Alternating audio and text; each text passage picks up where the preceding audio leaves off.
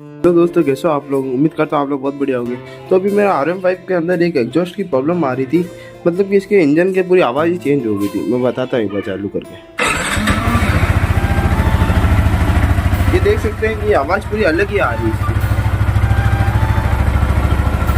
इतना फर्क नहीं पड़ रहा, थोड़ा बहुत फर्क है।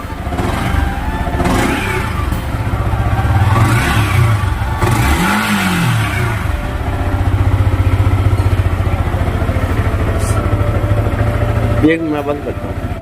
शायद ये प्रॉब्लम इसलिए आ रही होगी क्योंकि ये गाड़ी है ना बहुत 3-4 दिन हो गए पड़ी थी, इसलिए ये प्रॉब्लम आ रही है। तो उम्मीद करता हूँ वीडियो पसंद आई होगी। वीडियो पसंद है वीडियो को लाइक करना, चैनल को सब्सक्राइब